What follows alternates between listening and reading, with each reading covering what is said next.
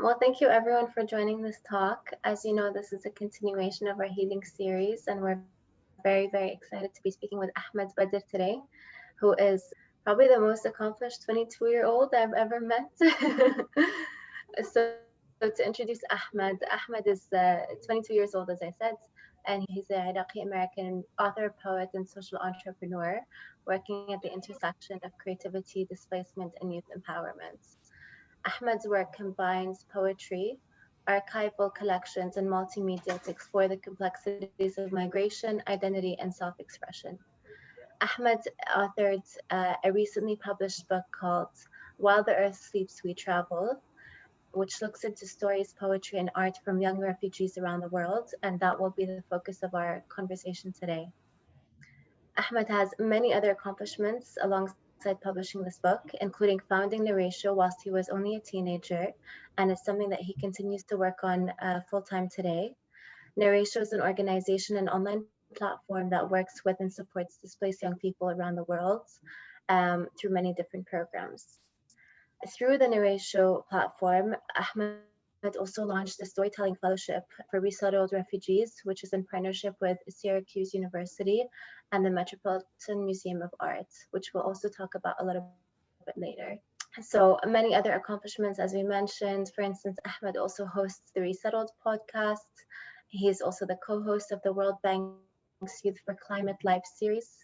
And he's also the former host of the UN Migration Agency's Away Home Together podcast. So thank you so much, Ahmed, for joining us today.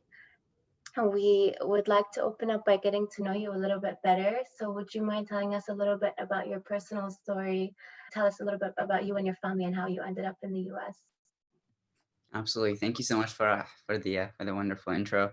Yeah, so my story began in Baghdad, and I was born there in 1998, and in 2006 our home was attacked, and so we left immediately a week after to Syria, where we lived for 2 years. And at the time, Syria was taking in refugees back from 2006, 2008, and it was there in Syria that my parents decided to apply for refugee status.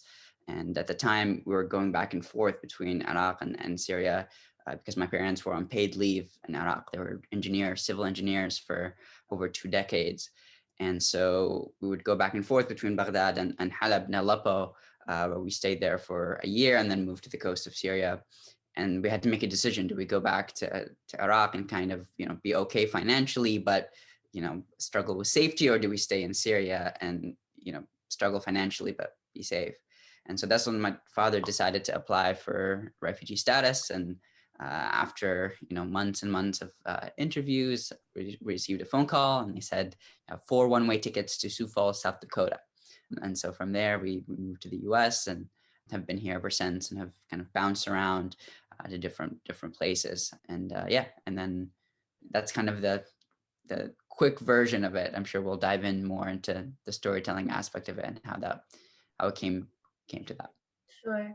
Thank you for sharing that with us. So, Ahmed, you wrote a very powerful poem that very briefly talks about essentially the immediate prompt and what happened with you and your family in Baghdad. So, it's a very painful experience. As I understand that there was a bomb that literally visited your home, and thankfully nobody was injured. But that's a very painful and traumatic experience. Can you tell us a little bit about this and how you wrote this poem and what it was like sharing the story with firstly yourself and secondly with a wider audience? Absolutely. So it goes back to sophomore year of high school. So a family friend had encouraged me to start writing and to start sharing some of the memories that were starting to kind of get lost. I was starting to kind of forget, and poetry became a way of doing that. I started a small blog for my work, poems, art, and some photography. And all of a sudden I realized that in me I was also trying to figure out what it meant to be an Iraqi-American Muslim refugee. What does it mean to be all of these things at once? Can I claim all of them at once? And so poetry became a way of trying to figure that out. But the first step was even just realizing that we even had a story to tell. As a high schooler, you don't want to be seen as different from anyone else. So I didn't think we really had, I didn't think much less we had a story, but that I had kind of a reason to tell it or to share it. But then just kind of started writing slowly but surely. And then that turned into Narratio, the organization. And then in college, I was thinking about different ways that I can not just move beyond that trauma, but reclaim the power that it held over my family for so long. And so I kind of heard about these exercises, exercises where you kind of take the perspective of something. And I thought, okay, well, what if I took kind of this perspective of something that, changed my family's life? And so it was taking the perspective of that bomb. And the difficult thing about it is that I didn't want people to read it and think, oh, like I understand what, the bomb was thinking, or, I didn't want necessarily to be a point of sympathy or pity, but rather kind of complicating the relationship between, the victim and then the tragedy. What if the victim assumes the kind of point of view of the tragedy and actually rids it of its power? And in this case, it was just through this poem. And so this poem was really a way of again, not fully taking the power away, but beginning this process of reclaiming the power of that narrative and really kind of moving beyond that tragedy in a way that is solid, in a way that we could read, in a way that, exists beyond me, and potentially, hopefully invite other people to do the same. That's amazing, and it takes a lot of power and also consciousness to be able to do that, because it sounds like your approach was both emotional, but also you're trying to make sense of a situation that's a very difficult situation, and there's no logic, that you can get to the bottom of there. So how did you feel when you were actually able to put this down on paper? Between you and yourself, did you feel like I don't know, maybe I don't know if I'm assuming, but did you feel like a weight lifted? Did you feel like you were able to express yourself more clearly through this? You tell us. Yeah, I think I don't think there's one single kind of weight lifted moment, but I think something maybe close to that happened the first time I actually performed it out loud. I think it's one thing to obviously read it, but it's and to have it kind of on paper, but to perform it and to kind of I think the performance aspect of it is kind of an active reclamation, as we talked about, whereas the reclamation on paper is, powerful on its own. But it initially started, as I've never actually, I think, said this publicly, but it started as a poem I was part of the slam poetry team at my college. And this was one of the exercises we were working with. And, I didn't, we went through several edits, several kind of rounds of changes. And it didn't really take on this exact form until, probably a year or two later. And then, it was featured on NPR, and then it's kind of it became more accessible to folks, probably 3 years after it was written. And then now, with it being included in the book, several more years. This was back in, like 2016, 2017. So 4 years later. And so I think it's been interesting to kind of always go back and re-examine my relationship to this poem, because it's the one that's been heard by the most amount of people. And so, and I'm glad this is the one, because I think it captures so much of the work and the engagement with the work. So I think every time I read it, every time I introduce it to someone, I have a different weight is lifted, I suppose, through each time. It's not one thing that happens when it's written or when it's performed, but it's a collective thing that happens every time. So maybe it's a way to heal every time you read it, I think. I definitely felt that when I was reading it. And there was also this sense of innocence in the way that you wrote it, almost.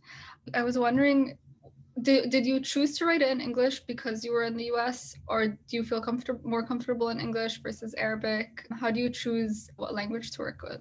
Great question. Yeah, I think I've, just based on my personal experience, and whether it's in high school and just having kind of mentors through the poetic world, I haven't really had access to, or maybe not access is the wrong word, but I've never really been as comfortable with Arabic poetry. I feel like what I discovered early on with poetry in English, and again, there are like a lot of technicalities here, is that there are not as many rules, right? You can just, like, a story and a poem, can be whatever you want them to be. Whereas I think with Arabic poetry, there are a bit more rules, and which are very important and are really incredibly powerful. And I really hope to someday be able to master that. But with English, it was kind of more accessible to me at that time, and still to this day. Because for the longest time, and this is something I try to always talk about during, poetry workshop or storytelling workshops that we do at Narratio and beyond, is that so often when we think about poetry, we have a very specific set of things that poetry represents, whether it's lines that rhyme, whether it's, different structural things. And in working with now, hundreds of young people, so oftentimes we get so caught up on those rules that we don't even try them at all. And so one of the things that drew me to English, poetry in English at first, is that kind of flexibility. And especially with slam poetry in the very beginning, where you telling a story in a certain way is a poem. And so expanding what we think of when we think of poetry was something that that's incredibly powerful. But also admittedly, my Arabic isn't as strong as my English anymore. I'm still fluent in Arabic. Obviously, it's my first language, my mother tongue.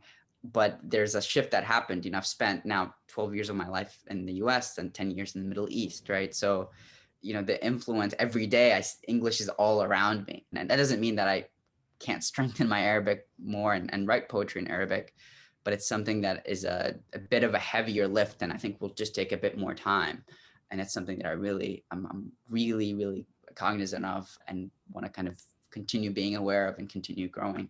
So yeah, it's something that I really would love to learn more about and to master, hopefully. And I don't think one ever masters poetry in Arabic, but I want to try.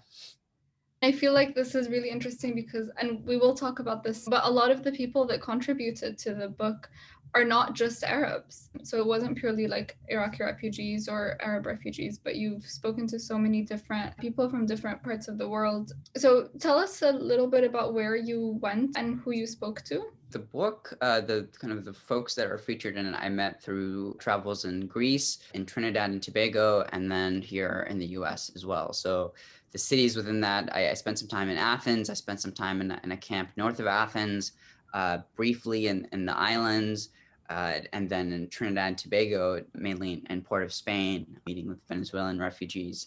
And I met a Nigerian refugee in Venezuela and in Trinidad as well. So just goes to show kind of how varied it all is. But the book includes, folks from, over 10 countries, Iran, Venezuela, Nigeria, Iraq, Syria, Kenya, Somalia, it really includes multiple perspectives. But, initially I wanted to go to many more countries. I thought I was going to go to Greece, I was going to go to Germany, I was going to go to Sweden at some point. And then after, a couple of weeks in Greece, I realized that depth is more important here than going to just a bunch of countries and spending a week or two in each. I spent nearly 3 months in Greece, and then in the US, mostly in the folks that are featured are from Syracuse through the Narratio Fellowship, which we'll talk about here in a bit. But really, Greece was the major kind of place where I did most of the research for this book. So working within camps, outside of camps, meeting folks really just, informally, and then actually working specifically in one camp, for an extended period of time and running workshops there and doing interviews there. So it was a mixture of different kind of methods, but really the storytelling workshop is at the center of it, working with people of all ages. I think the youngest person is, I think it's 9 or 10 years old, something like that, all the way up to 25, 26-year-olds. And then there's one individual who's in their 50s featured as well. So really, really varied across ages, across countries, across nationalities, and across perspectives, really getting at this idea that there is no one refugee experience and that there's a key distinction between a refugee story and the story of someone who happens to be a refugee. It's actually just so amazing that at such a young age, your parents gave you so much support to go and do something that's, ultimately really dangerous and very scary. So you mentioned that all of the refugee experiences were very different, but when interacting with them and also like kind of being so close to a lot of them in age, did you feel like there were any similarities, something that kind of tied someone from one side of the world to another in terms of their experience? So many similarities. And I think, to your point of so lucky to have had, the support of so many incredible humans, obviously my parents and my family, but also I think the publisher was really purposeful about getting this book right and really kind of giving me the resources and giving me the time to really do the thoughtful research, but to also put it together in hopefully, in a powerful way.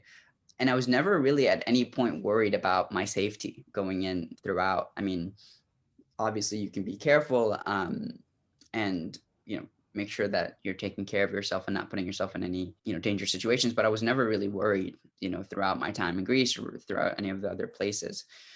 And so in terms of similarities, there's, obviously similarities and differences, but there's a unity in the differences as well as the similarities. So, and working with a lot of young people, whether it's a 12-year-old from Syria, or 25-year-old from Iraq, or a 19-year-old from Somalia, you realize that everyone, truly everyone has a story to tell, and they have a multitude of stories. It's not just the one singular story that they've gone through. It's and something really powerful happens when you open up space to the fullest extent of that story. So when you're meeting with someone who's displaced, and another key distinction too, that's not made in the book, but it features folks that are resettled, that are in kind of a host country, that are citizens of that new country, and folks that are kind of in limbo, folks in camps that are still trying to figure it out.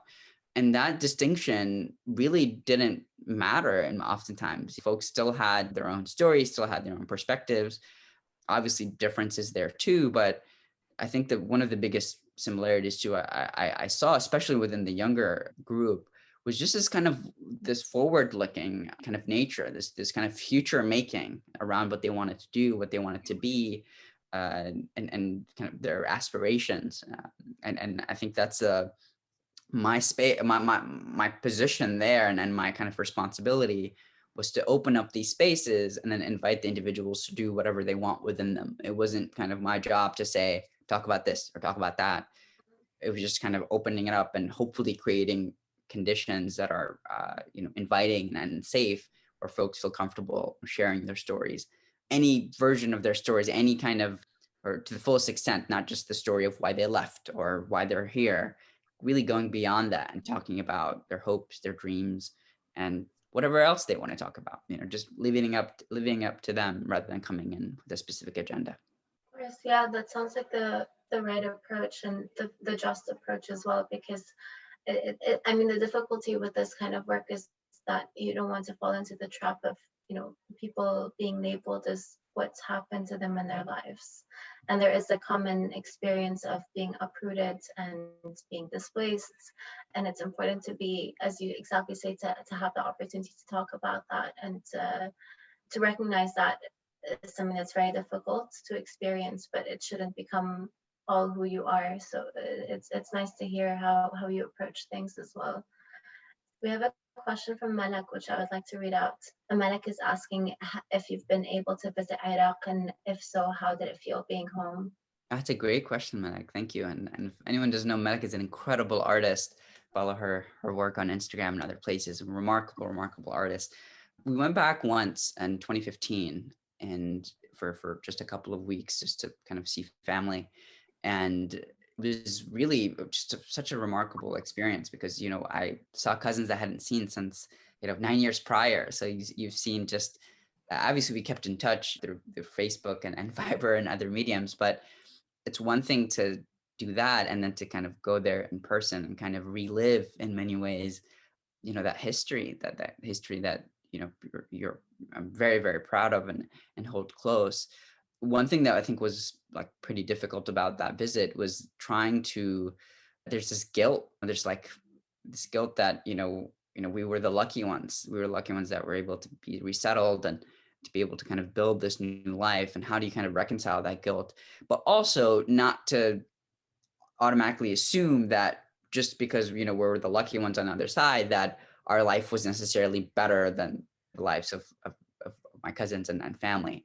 Not to assume anything, but to just still recognize the privilege and kind of work within that. And so, like, for example, catching up with cousins and being able to talk about the things that I was able to do, going to projects that I was able to do, and other things, there was this guilt there of like, well, why was I able to have all these different opportunities? Why am I able to kind of do X, Y, and Z when they weren't, right? And so this is something that I engage with quite a bit, that kind of guilt, but then realize that it's really what's most important is turning that guilt into something productive that actually then creates something that improves the lives of folks that happen to be displaced, but also aren't necessarily displaced and are just kind of, living, whether it's in Iraq or other places, that are just trying to do better for their families and for themselves. And so just it was really a crash course in how you turn guilt into responsibility and hopefully create opportunities for change. And it's something that I'm obviously continuously engaging with.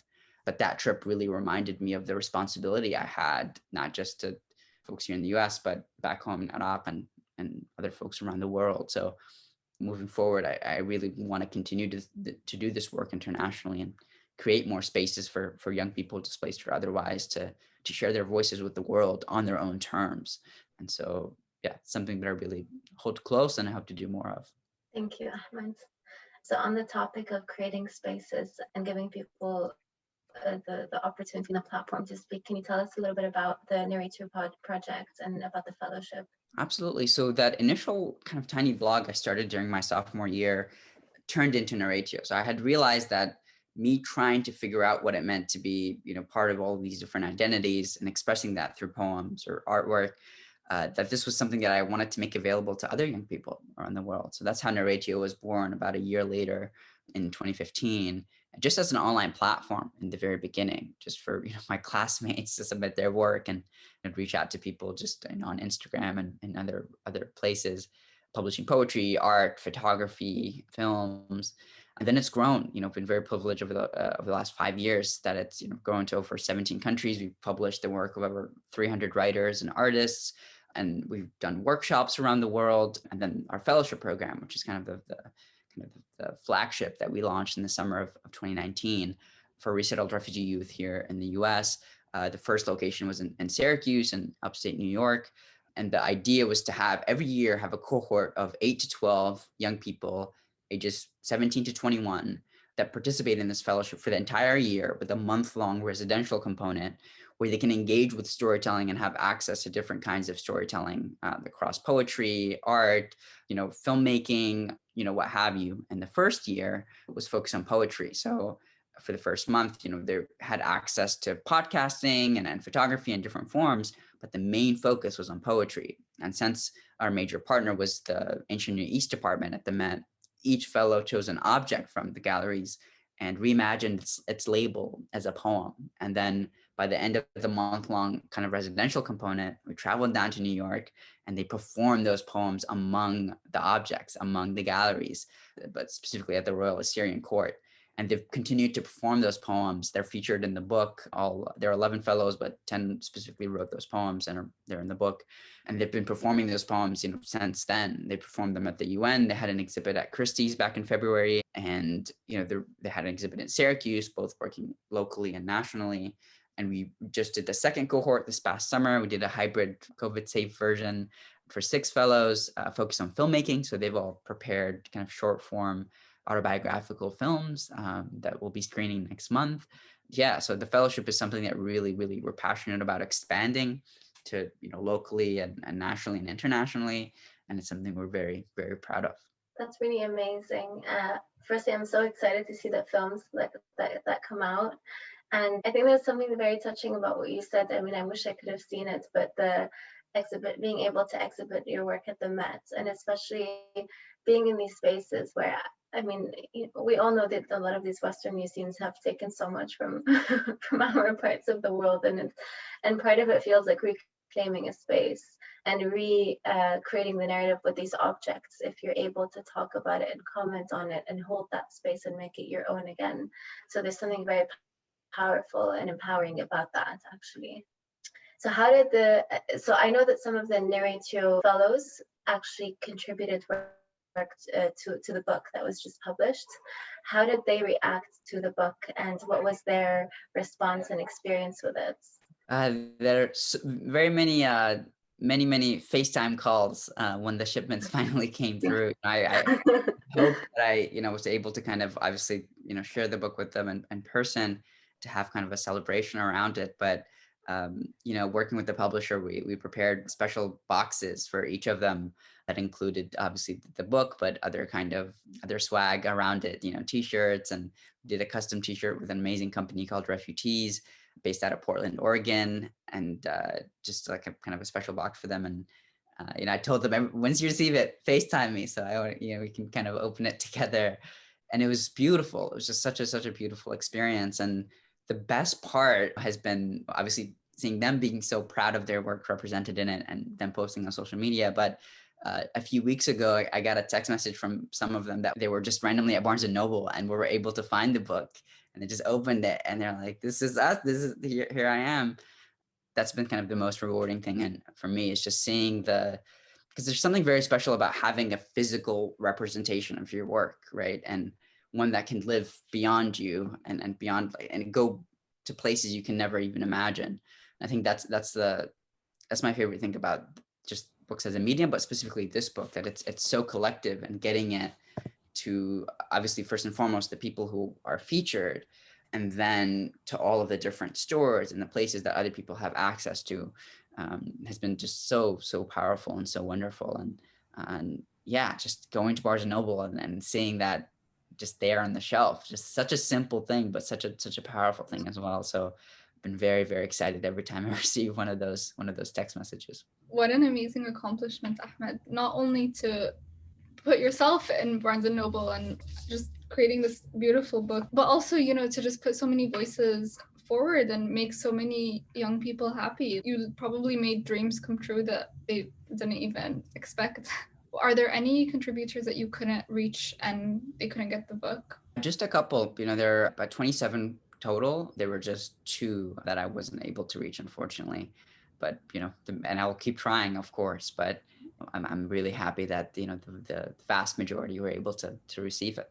And how is your relationship with the contributors today? It's good. It's good. I think obviously with the Narratio fellows, they're here in the US, and we've done ongoing programming with them. So it's been easier to keep in touch with those folks. But, through Facebook and through other kind of social media platforms, I've been able to kind of keep in touch as much as possible with folks, because folks also have moved around. They're in kind of different places than kind of where we initially met. And I really hope, hopefully post-COVID, we can kind of come together, whether it's in Greece or, other countries, and really like celebrate this, together, because it is like something worthy of celebrating, that all these voices are able to kind of be made accessible to the wide world. And so, yeah, hopefully we're planning that celebration ongoing. Hopefully. So this is a page from the book, The Fellows on the Way to the Met. Also some of my favorite poems. This is one of them from the Fellows. The title of the book is really interesting. Do you want to share the inspiration behind the title? Absolutely. So it's from a quote by Khalil Gibran, the one and only. I can read the quote real quick. "We wanderers, ever seeking the lonelier way, begin no day where we have ended another day, and no sunrise finds us where sunset left us.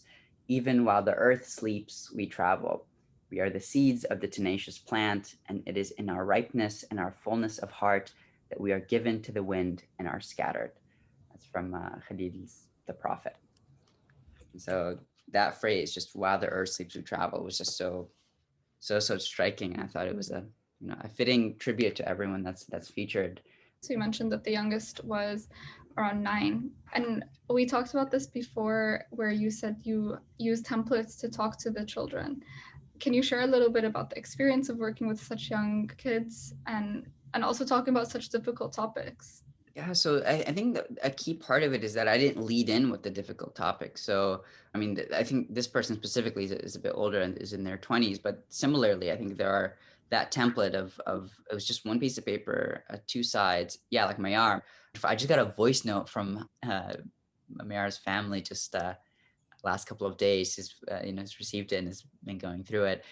So folks like Mayar and others, the point is to not lead with anything that may re-traumatize or anything that might be difficult.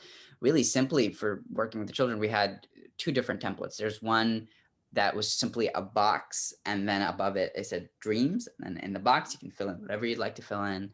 And then another one, which was right before, is how I see myself versus how the world sees me. One paper, 2 sides. and folks can fill out either side. This one was pretty universal. Folks in their 20s and, you know, folks in their teens were able to do it, and folks as young as Mayar as well, who are 12. But really, again, inviting folks to say whatever they want to say, whether they want to talk about something that, you know, may be considered really, you know, difficult. It's up to them. Or in Mayar's case, he talked about wanting to be a doctor, wanting to be a pediatrician, and just wanting to really continue pursuing that despite the difficulty, despite the challenges. And then Mirzad's was a bit kind of more focused on his present kind of experience. So how I see myself, we see kind of the circles, and then it says Sajin, right? So, or it's June as a prisoner, right? So, you know, he sees himself that way. And then on the other side, how the world sees me, he just said, I don't care. And so there's a really interesting contrast, or sometimes it's a contrast, sometimes it's not, between either sides of that page, how we see ourselves versus how the world sees us.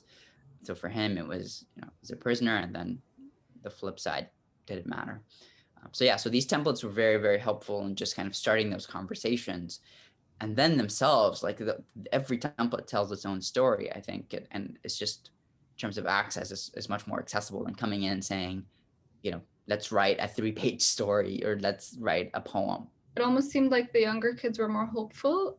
It's heartbreaking, but it's also really heartwarming to see that kids still have this pure, innocent way of looking at the world. So you started by first sharing a poem that you wrote about a very personal experience. How did that shift to now sharing like a collective story, but also a lot of different stories? I think I had to do that first, because then it was realizing, okay, well, how do you realize that you have a story to tell, and then how do you share it? So for the first few years, you know, I had the privilege of sharing that story with so many different people, but also realizing that there really isn't a focus on, at least a global focus on, creating spaces where refugees can tell their own story, or displaced people in general can share their own stories on their own terms. You know, I felt like the exception. There were a lot of, you know, it was giving a lot of opportunities to share the story, but there came a point where I wanted to talk about my work, not just the story, you know. And I mean, the story is the work, but it was more so concerned with the spaces that my story can create for others to stand, you know, alongside it and beyond it. And so really for the last 5 years, that's been my focus, is how can I move beyond my personal story, or again, think about the spaces that my personal story creates, and actually be at the forefront of creating kind of these systematic kind of platforms, or organization-wide and international-wide kind of platforms where young people can share their work, not just a single workshop here, not just one book here, but actually a system that's actively, you know, invested, you know, in sharing the stories of folks that happen to be displaced, and then connecting those expressions with, you know, institutions that oftentimes control these narratives, right? And oftentimes influence them in a major way. So how can we create these spaces for cultural production, whether it's poetry or filmmaking or what have you, and then having that be recognized by these institutions that are oftentimes gatekeepers, whether it's the Met, whether it's the UN, or many others, Christie's. Like, how can we create spaces within those institutions to actively engage with this work? And that's something we're really are very passionate about at Narratio, and hope to be at the forefront of moving forward.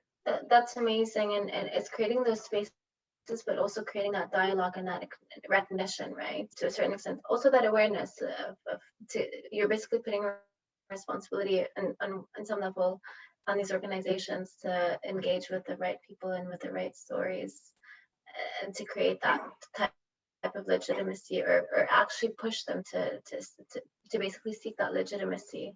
So on that note, I would like to know a little bit more, what kind of support did you have for the book, and were you able to garner any support from those kinds of organizations? Were you able to get them engaged at the start, or is this something that you're seeking more retrospectively? So is it now that you're doing the work whereby you're putting your book forward and your work forward to those organizations and those kinds of players? Yeah, so I think the Narratio Fellowship kind of was the beginning of that. I mean, the book was being created as the fellowship kind of was launched, so it all kind of overlapped. But I think the fellowship specifically was a way to because it was a system, was a model that we had tried, the model that we were kind of launching. And we started the Narratio Fellowship with the Met as a partner already. We didn't have to necessarily do one full cohort and say, hey, do you want to do it with us? And to their credit, from the very beginning, Sarah Graff, the curator there, they were working with, were very interested in what we were doing, but specifically very interested in really doing it in a way that's very thoughtful and sustainable and engaging. And we were able to kind of co-create it together in that way, with the fellows in mind and at the center of it. And so I think with the fellowship, there is a model there that, now we've done two cohorts of, we know works, and are hoping to kind of extend it in that way. The book, interestingly, it's a vehicle, it's a vessel for all of that, in one place, right? It's the mission in one place. It's the kind of the implementation of that mission in one place. In many ways, the book kind of mirrors how publishing works on Narratio as a platform. And so I think it was a bit of both. It was both kind of engaging with organizations that I had already connected with and had worked with, such as different UN agencies, or organizations that were new partners. And then that led to kind of new partnerships that way. So I also kind of made it a rule personally, especially after the launch of the first year of the fellowship, that if I get invited anywhere to speak, that at least 3 to 4 fellows are also invited as part of that. So that's one thing that we really are actively engaging with, and want to kind of continue extending and making those opportunities available beyond just what I'm offered, but actively folks reaching out to the fellows. So that's been very exciting. And that's something that we're gaining traction on in different ways, and have been able to bring the fellows to different places nationally and internationally, or nationally mostly, to speak truth to power and share their work, their poems. And so they're entering a place like the Met or a place like the UN as poets, not as refugees. That's really wonderful. Equally, on the flip side, I wonder whether you had any backlash or any obstacles along the way with publishing the book. Really not as many. As I mentioned earlier, with the publisher specifically, they really were invested in giving me the space and the resources and the time to really get it right. Initially we thought we were able to going to be, do this in a year, and then it took a bit longer and ended up being closer to 2 years. And at every step, they really trusted my voice, trusted my decisions. And also the editor, my wonderful editor, was really, really wonderful in helping me kind of bring it all together. Because there were hundreds and hundreds of works that I was able to work with and collect, but only just a fraction of that was able to kind of eventually make it into the book. And it was a difficult process. The easy part actually was getting all of the work. The harder part was putting it all together in a way that did it all justice, because I wanted each piece to be able to stand on its own, but also I wanted them to speak to one another and be powerful in their collective nature. And it took a lot of trial and error to hopefully get that right. I believe we did, and I hope others agree. You did, if I may say so myself. One more question about the book. What audience did you have in mind when you were putting together the book?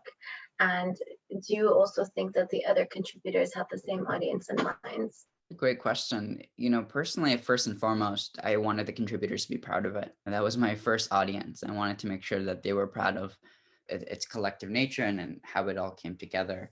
And then really, I wanted to make it as accessible as possible, and I think something that makes that easier is the different mediums that it represents. You have, and obviously the different ages that are represented too. I feel like there's something for everyone in it, and it's something that goes beyond. It's not a book about refugees. It's a book about the creative expression of those who happen to be displaced. And so I wanted folks to really appreciate that, hopefully, and realize that there is no such thing as a singular refugee experience, and that there are very powerful voices here. And I hate I want to start like something where we just ban the phrase voice for the voiceless. Just want to never say that ever again, because these are voices that are there. We just kind of have to create spaces where they're amplified and activated. And so I hope that this book is just kind of the beginning in that way, and then it inspires other folks to create similar spaces for young people to be able to kind of share those stories in ways that feel thoughtful to them, feel authentic to them, and are done in ways that serve them, and in ways that are on their own terms. Can you tell us a bit about the project and how you met Mohammed and your involvement in it? Absolutely. So summer of 2017, working on the Away Home Together podcast in New York, the UN Migration Agency, and I was connected to the artist Mohammed Hafiz, who was in New Haven-based Syrian architect and artist. And we really wanted to create a project that combined both of our skills in a way that really represented these stories in a powerful way. So we sat down with 9 families and individuals resettled to the greater New Haven area here in the US. I did kind of the audio interviews, the storytelling aspect of it, and then Mohammed would take architectural notes on them. And then what came of it was this kind of multimedia installation of 9 suitcases, each representing the story of one of the individuals that we met. And each one has kind of an audio component, and then each one of the suitcases has a representation of one of the rooms, the homes of those individuals that's relevant to the kind of the story that they told. And so every suitcase has, a pair of headphones that you can listen to and hear 2 to 3 minute clip of exactly what you're seeing.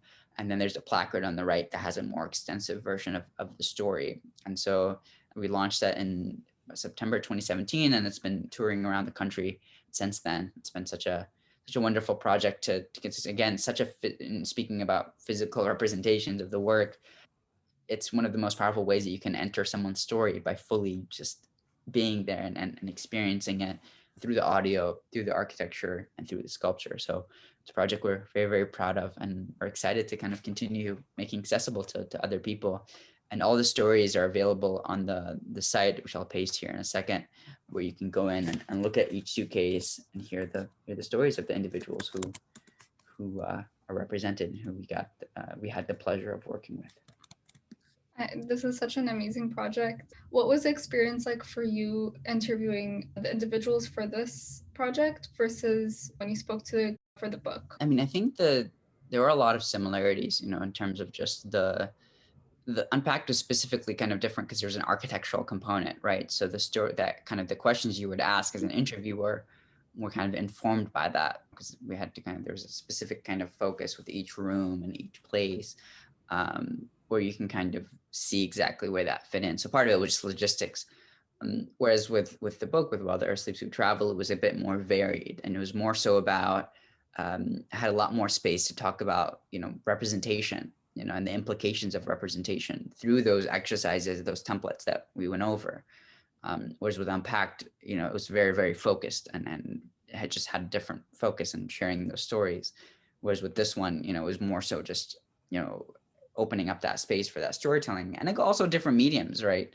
Unpacked with sculpture and storytelling and audio, whereas with the book, it's a bit more varied. So, logistically, there were just different purposes, but at the heart of it, I think was the same. It's just, how do you create kind of multimedia projects that represent stories of displaced folks, that young or otherwise, and how do you do that in a way that actually empowers them, and that doesn't just paint them as kind of these victims that have no control over their stories and their narratives.